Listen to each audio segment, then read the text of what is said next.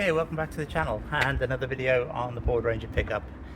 So at the end of the last video we got all the lights working, including that rear brake light, which really happy that it was such an easy fix. So that's all ready to go. The rear end now is already bar the exhaust. So in this video we will definitely get the exhaust done. We're also going to get the front end ready for the MOT. So the brake pads, brake discs, top ball joints and the drop links for the anti-roll bar. They're all in a bit of a mess, so just going to replace everything. And that's the way it should be all good. Again, if you are enjoying these videos, please do like and subscribe. It really is helping the channel out, and I really do appreciate everybody that's watching the channel. With that being said, we will get on now and just get these bits knocked out, and we're nearly ready for the MOT then.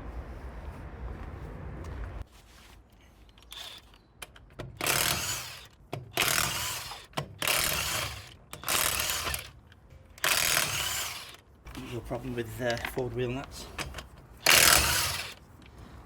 Expand slightly. And they get very tight in the socket.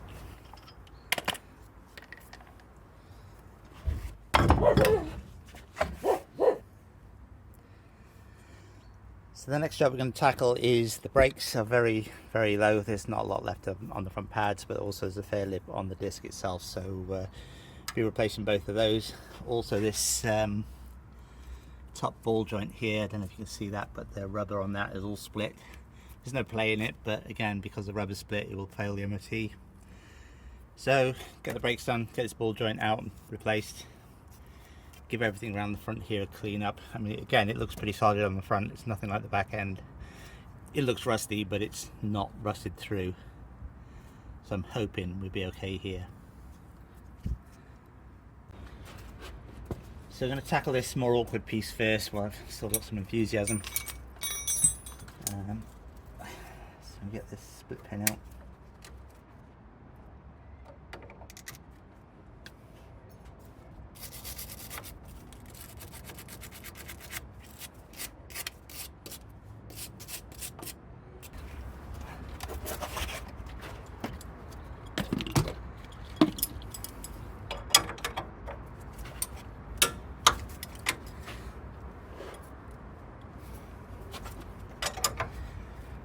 A 21mm nut.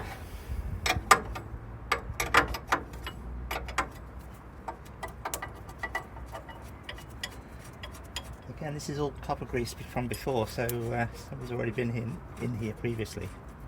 It's obviously been fairly well looked after, even though it's in a bit of a mess. So I'm going to release these lines just so they don't pull. These are little 8mm bolts. Again, it's got copper grease on it, which is handy because considering how rusty everything is, it would be a nightmare otherwise. Same again.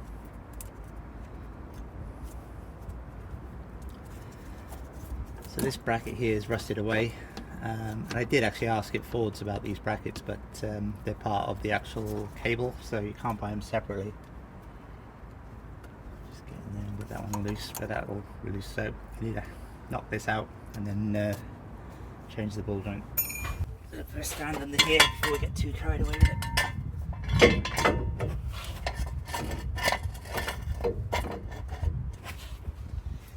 Just in case.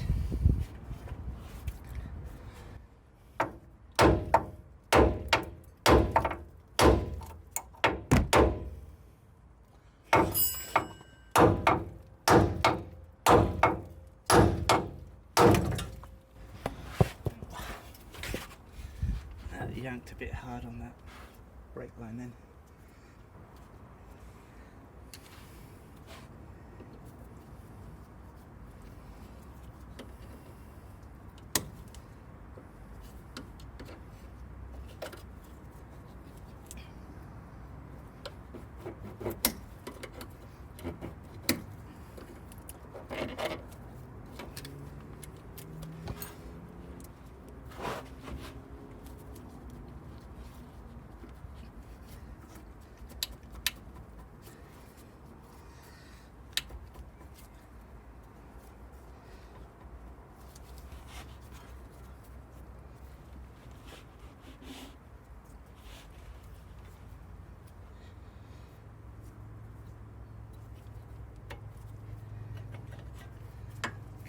just taking the brush off that. So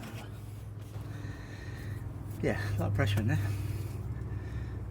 So the next job is to push this ball joint out. You can see the split rubber there. So I'll trim this rubber off just to make my life a bit easier. I need to get a socket on this, so well, I need to get something on it.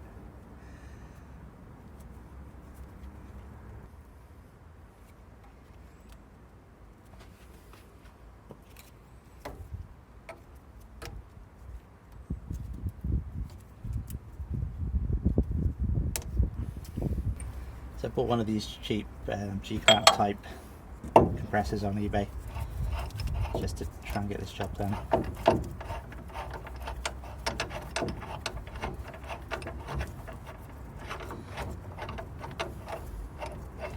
Only just enough room for this on there. So I can't be the only person who struggles to find the right combination of bits for these type of things, but what I've got is the receiver cup up here, this plate on the bottom, and a 3/4 socket. There's still a gap, so it's going to push the pin up, but hopefully it'll be enough to push it out. If it pushes it through, then it's not the end of the world, because that'll kind of make life a bit easier. We'll give it a go now. The other issue is this is supposed to be, you're supposed to use an impact gun on this, but I can't really get it in there without taking the arm off, and I don't really want to do that. So give this a go.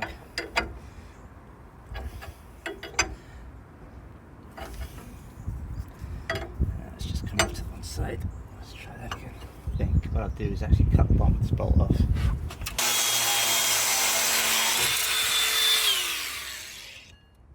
Yeah, that's definitely not the recommended way, but hopefully it'll give us the clearance we need.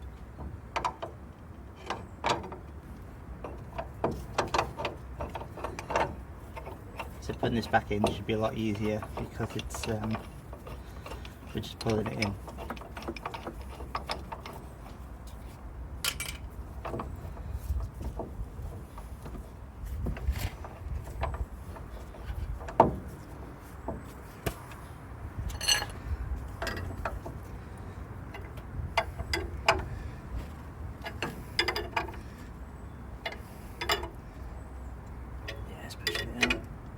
Doing something.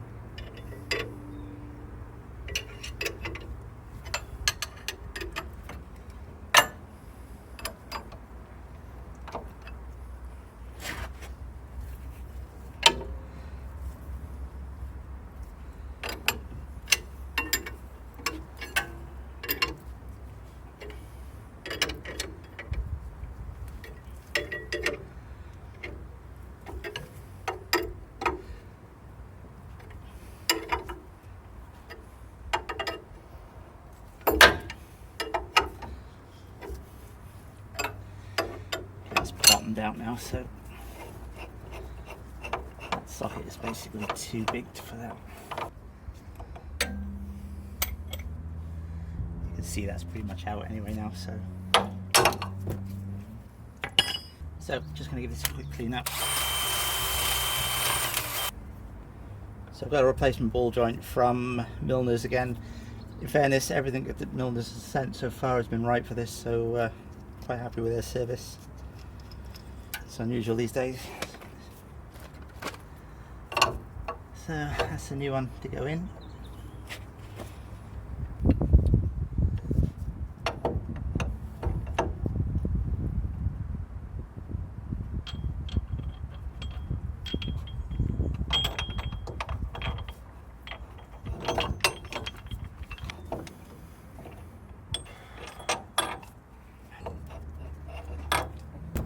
This is the definition of madness, trying the same thing over and over but expecting different results. So many things you've got to get balanced.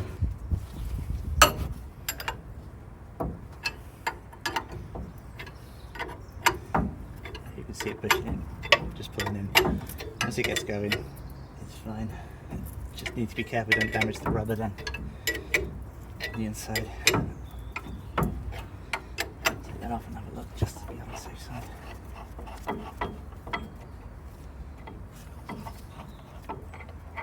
So, yeah, that's fine.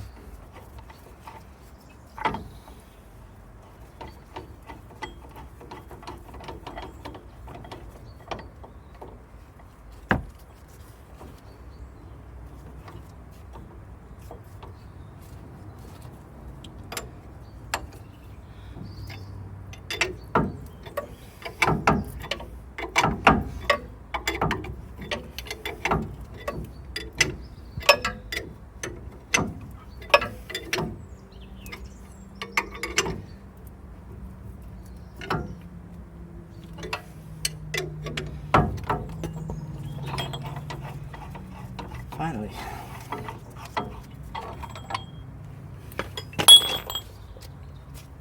So, no damage, nice and tight. It's like most of these tools, to be honest. When you see people using them, they look so easy, but doing it on a DIY basis is really not so straightforward. So, just get that back on there. Just.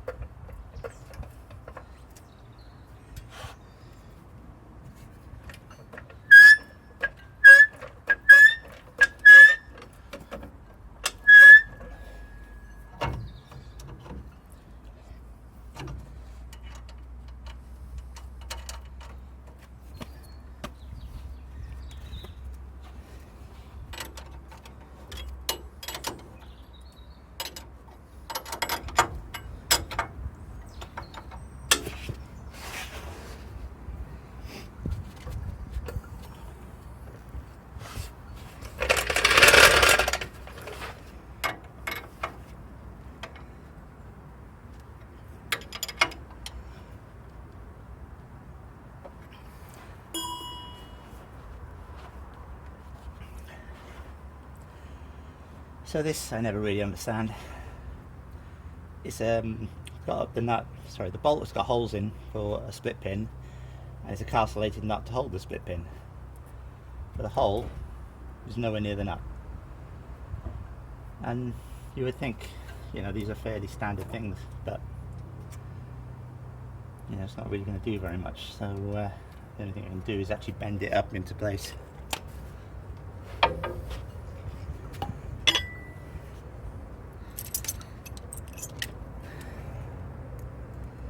It's only a safety thing anyway, so it's not really doing very much other than making sure it doesn't undo. Bend that out, put that in that side, so it's into that groove.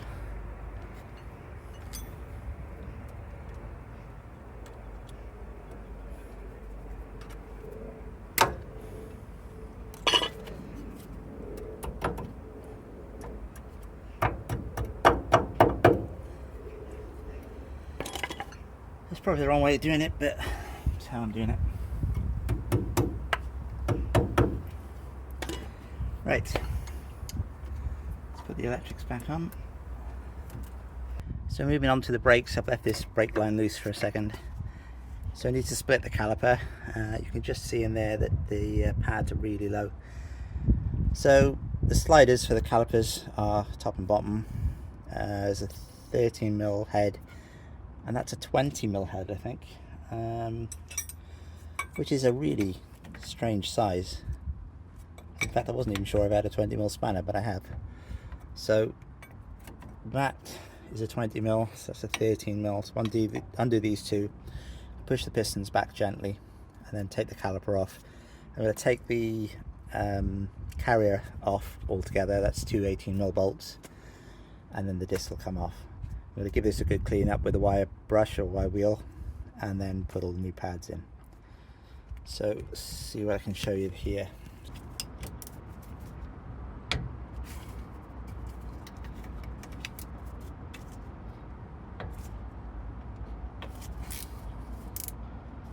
And I'll hold the carrier bolt to stop it spinning.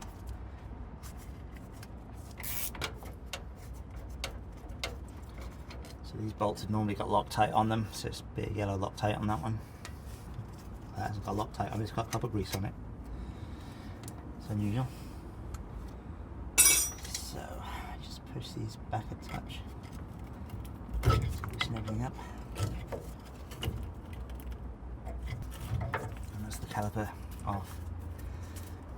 The caliper's not in great condition. The rubbers are deteriorated on these too, so we'll give those a bit of a clean and see what we can sort out with that. Just chuck this up out here out of the way in a minute. So the next job is this carrier. We get the pads out.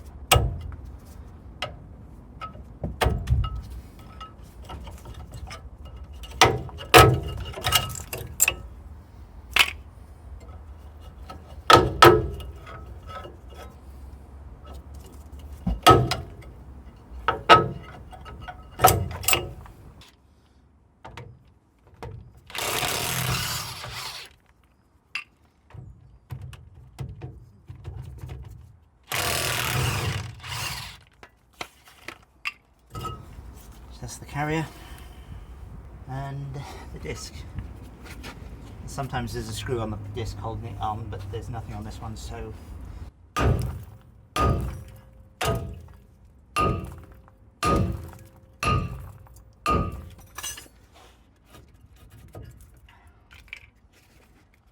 been on there a while.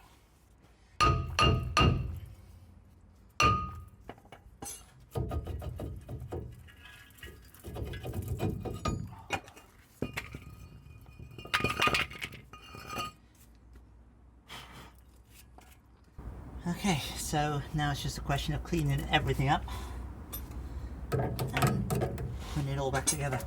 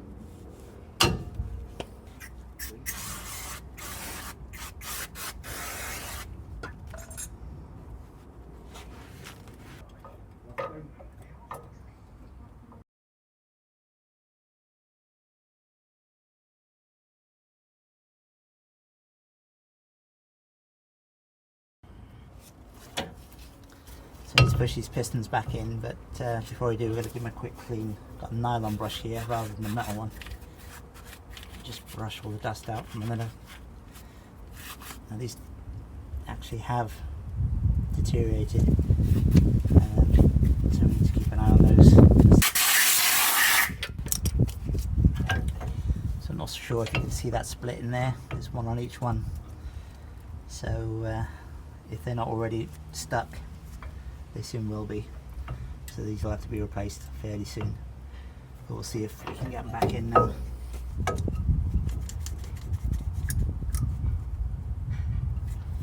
Well, that one's moving very freely.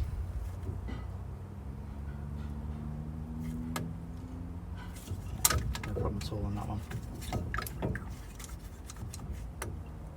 And that one as well. They're fine. Not sure how long they're going to last like that, but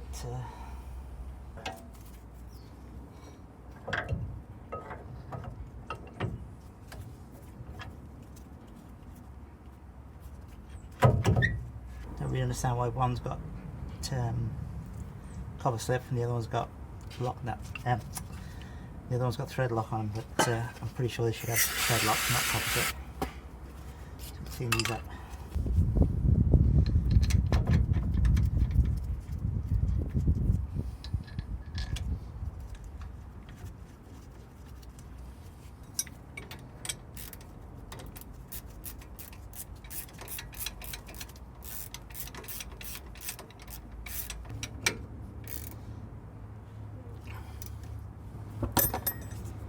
Okay,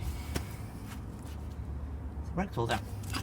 So this brake caliper back on and the brake line clip back in. So the job then is to get the drop link off.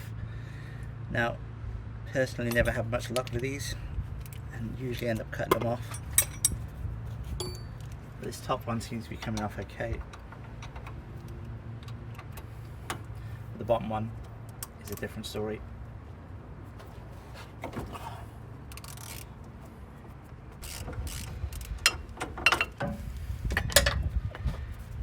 So again, that's a 18mm nut and a 6mm Allen key for the centre of that to hold it. But the bottom one didn't want to come off and I've had to cut it off. So just checking this is the right part, same length, same orientation. So nice shiny new one to go in.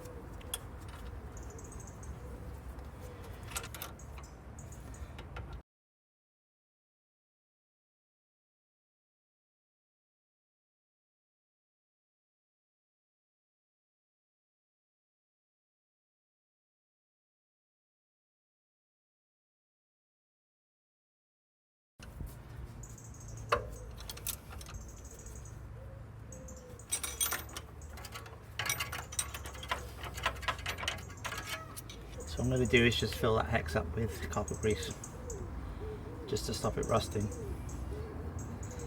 So if I do decide to do this again, it will come apart. In my experience, the drop links don't last very long anyway.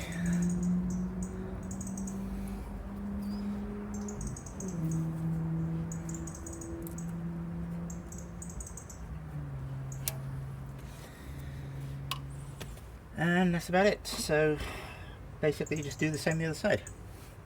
We're booked in for an MOT at 12 o'clock tomorrow, and obviously we're not 100% sure about these tyres. I mean, really not very much tread on those at all. So what I've done is gone out and bought a set of these Weld track alloys. Now these are second-hand wheels. They're not in great condition. There's quite a lot of lacquer peel on them. Basically the lacquer's got chipped and water's got underneath them, but the tyres are all good. They're all sort of between 6 and 7 mil, and I think the other one's measured out at about 3 mil. So get these fitted now, ready for the MOT. The only other job then is the exhaust, and then we should be good to go.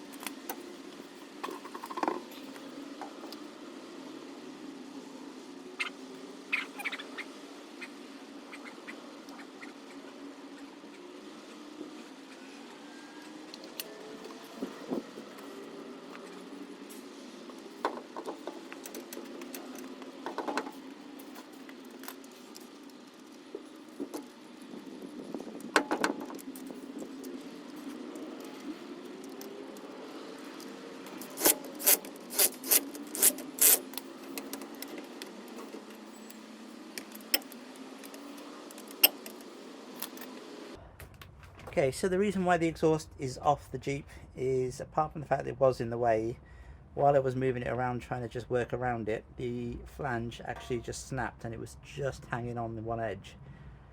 So obviously that wasn't going to be any good.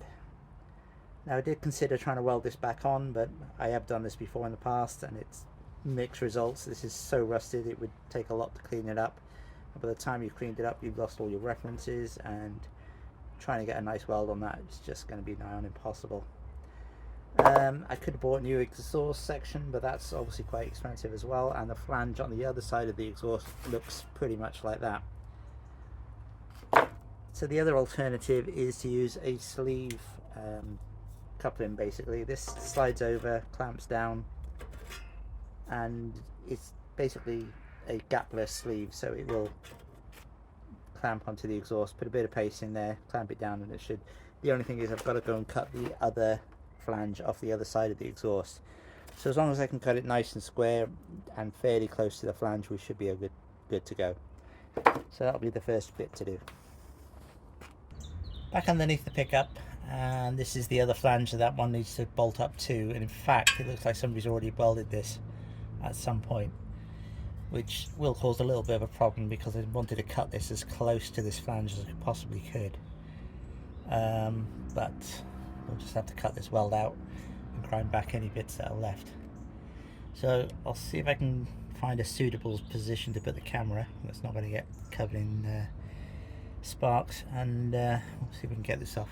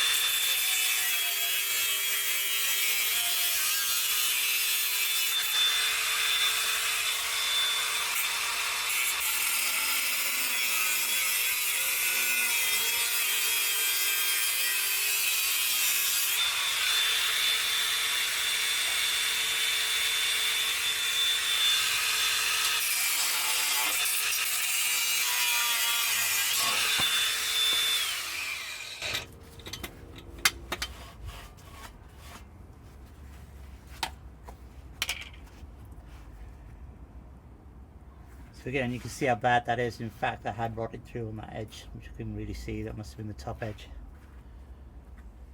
So the next thing now is I'll put the exhaust on and work out where this clamp's going to go. You need to centralize it. Not sure how much of a gap there's going to be, so hopefully it's not too big.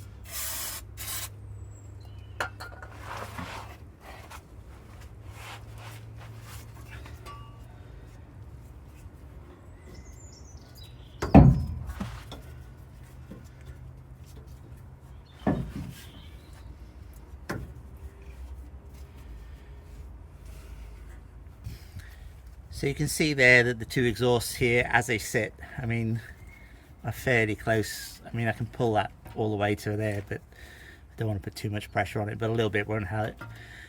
So basically, that's where we want to be. So if I mark the exhaust roughly where we're going to clamp. The trouble with these type of clamps is once you're on there, you don't know where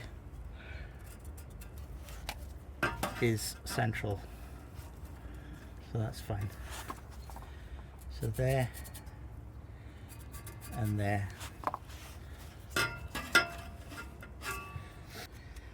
So these clamps have these dimples basically inside and out, so that needs to be on that dimple. So in theory I should be able to put it in like that. So put some exhaust paste on there just to help seal it, and then we should be good. So this is some assembly paste which I buy tubes of and never ever seem to use all of them, so they just go off. But I'll put plenty in there, it's not really going to hurt anything, it's nowhere near a cat or anything, so.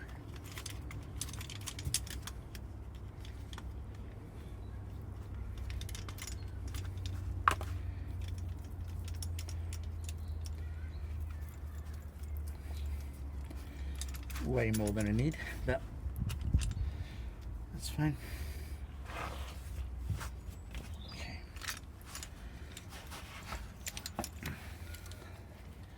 So hopefully there's enough room to get these on. Yeah. Okay. Go that way.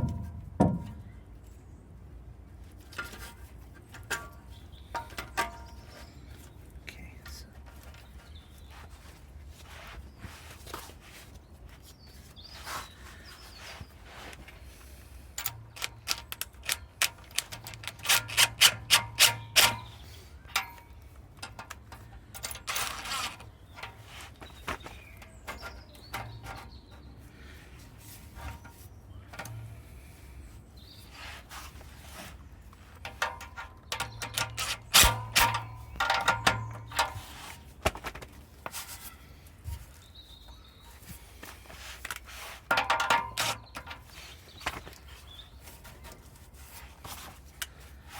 Just line it up with the marks and then tighten it down.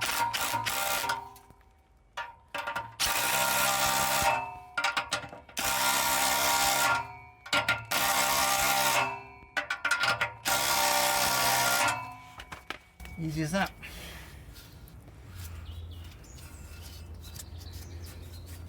Nice solid exhaust.